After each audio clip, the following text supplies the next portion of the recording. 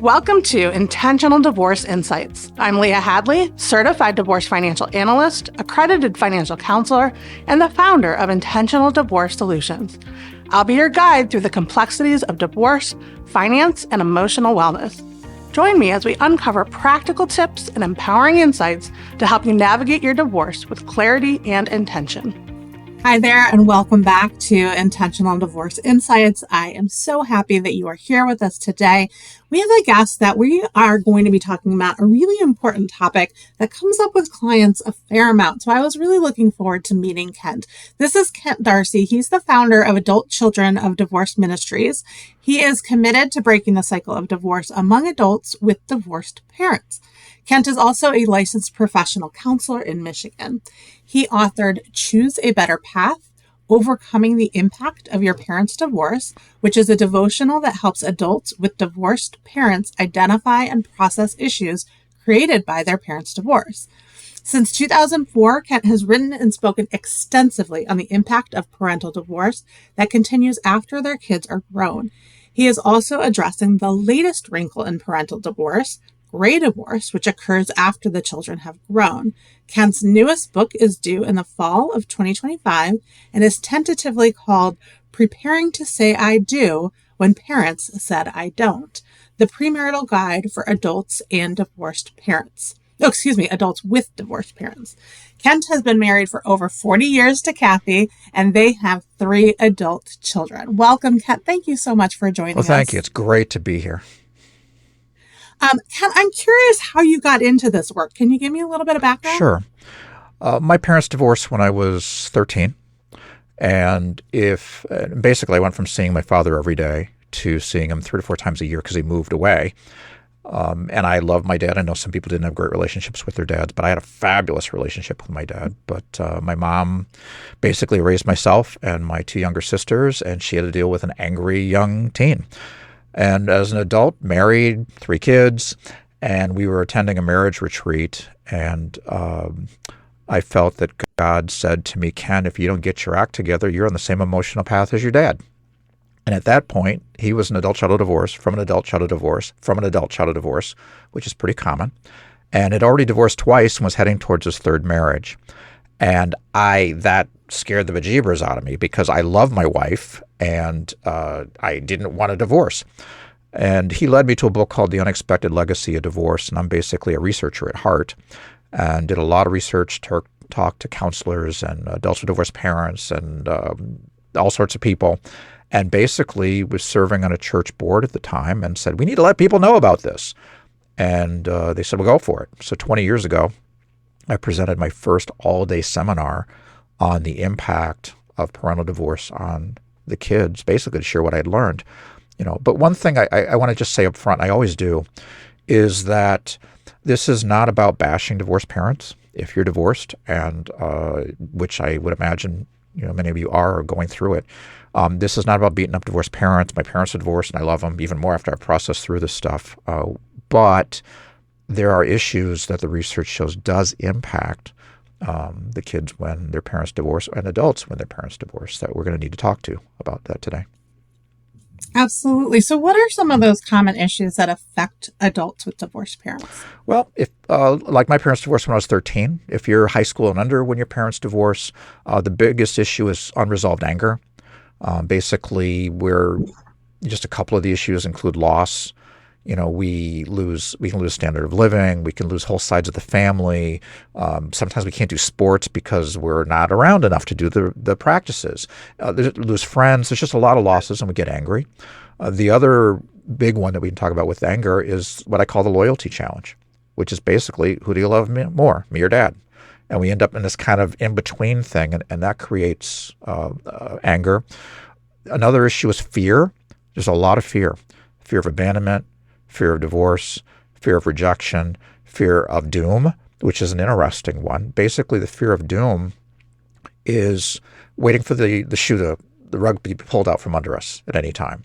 Mm-hmm. It is not uncommon that the divorce announcement came as a shock to people because good parents will kind of shield the arguing and all the stuff from the kids, and they're blown away, and they kind of enter their adulthood with the thing that things can go wrong at any time.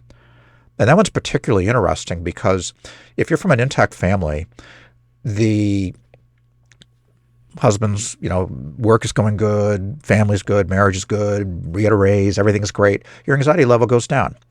But if you're from a family with divorced parents and marriage is good, kids are behaving, job's good, everything's great, your anxiety level goes up because you have this programming that says anything can go wrong at any minute and you don't relax. And we tend to become control freaks because of the fear of doom. Because if we think we can control everything, then everything will be okay. So fear of doom is a big one. Fear of inadequacy, fear of marriage. We also have trust issues. We don't trust. And we will tend to really make people earn our trust. And unfortunately, what will happen is we'll poke them with a stick, poke them with a stick, poke them with a stick, poke them with a stick, poke them with a stick. And then he gets tired of getting poked with a stick and say, I'm out of here. And we see, I knew I couldn't trust him. And it just is kind of this sort of thing. I know a lot of our audience is female. One of the big issues also that parental divorce in childhood creates is father hunger. And basically it affects men and women. Anger really affects men and women, but anger comes out more destructively with guys. Father hunger comes out more destructively with the ladies. And it's something that we have to be careful of. Basically, if you boil down father hunger, ladies need an answer to two questions. Am I lovable and am I special? And basically, or am I beautiful and am I special? And I'm not talking about supermodel beauty or anything, but just beautiful in the eyes of your dad. And am I special enough to be around? And guess what? Divorce kind of says no to both of those in the lady's eyes. For guys, the question is, do I have what it takes to be a man? And it's just kind of under the radar. But that's one of the issues. And if there's people of faith out there, one of the things that creates a little difficulty is it distorts our image of God. Because one of the scriptures says, honor your father and your mother. Well, if you're sitting in church and the person you're thinking, well, maybe that applies to you and maybe that applies to you, but honor my father, honor my mother? You got to be kidding me.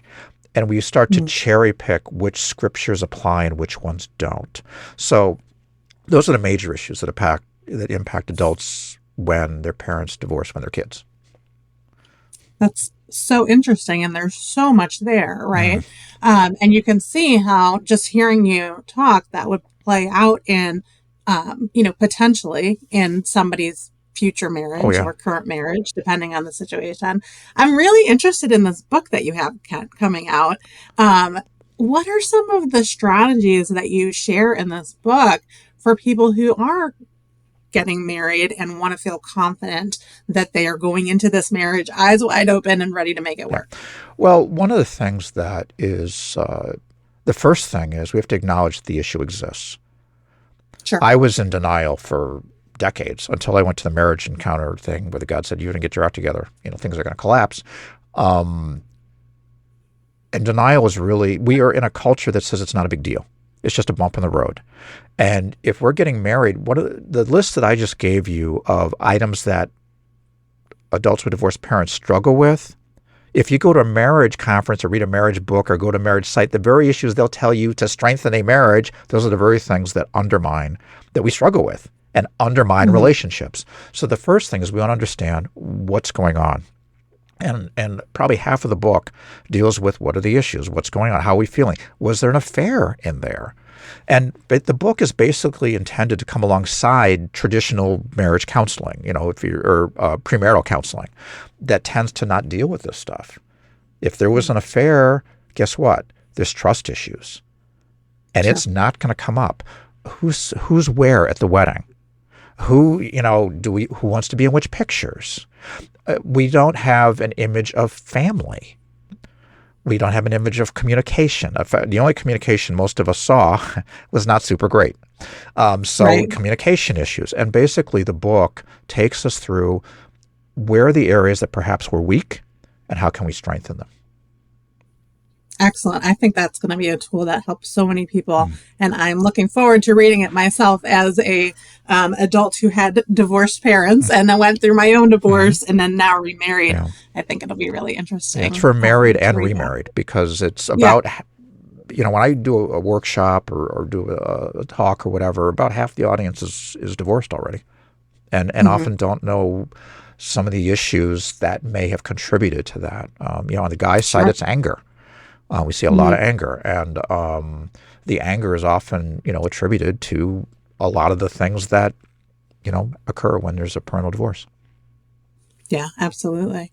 So a big area where we are spending a lot of time these days is gray divorce. I mean, that's just where we see people needing, especially since I do the financial support, there tends to be more financial complexity with gray divorces. And so they need more of that, financial analysis and support, which makes a lot of sense. But there are a lot of issues that are coming up with families with adult children, right? And can you talk a little bit about how it's different when you're getting divorced later in life? Sure.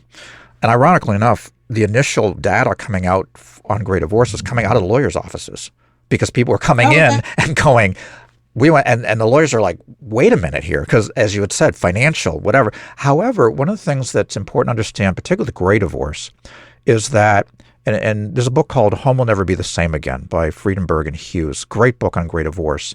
And they talk about the fact that we spend 80% of our time on 20% of the issue.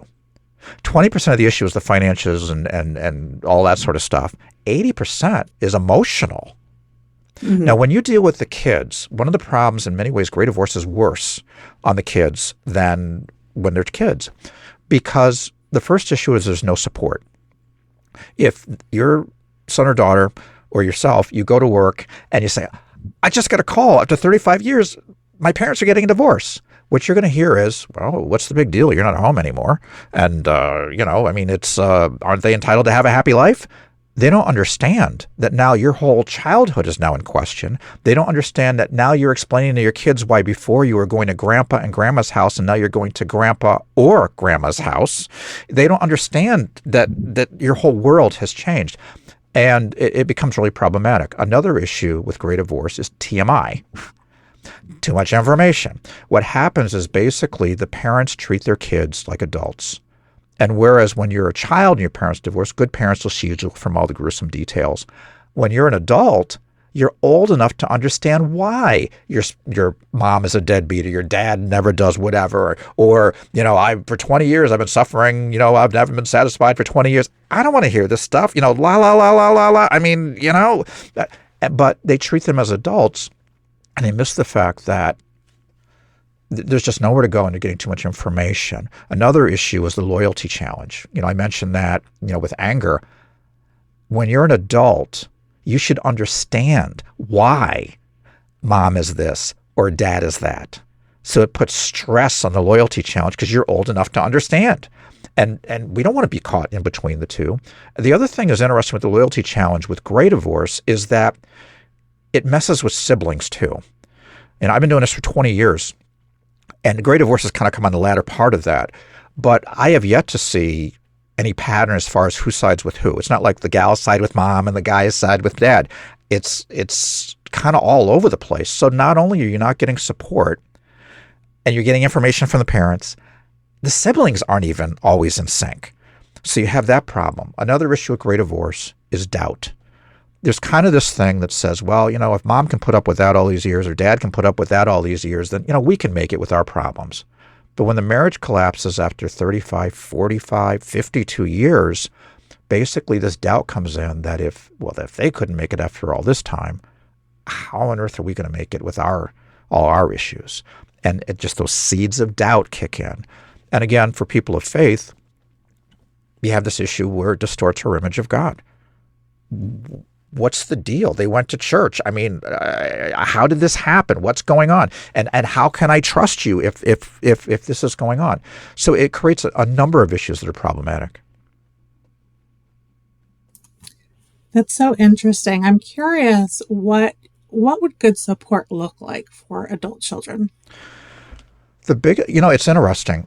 The book, when I wrote Choose a Better Path, one of my concerns was how would divorced parents take it? Because my heart was not to bash people, was not to, diss divorced parents. I mean, my parents were divorced, and I have found they've been some of the biggest proponents because it's basically just a devotional. It's not a big, deep read, but it gives them an understanding of where their kids are coming from. Because one of the things that's interesting about divorce is prior to divorce, everything tends to be kid-centric. Right. After the divorce, everything is parent-centric. And we tend to look at everything through the lens from the top down instead of from the kids up. And one of the things that we want to do is the first best thing is to understand what is their world like? What's going on there? What are they experiencing? What's it like to be in a room with two people that really don't want to be together, even if they're cordial? Stephanie Stahl wrote a book called, not Between, whatever book her was, but she has this great quote. She says, "We were all comfortable with the uncomfortable situation."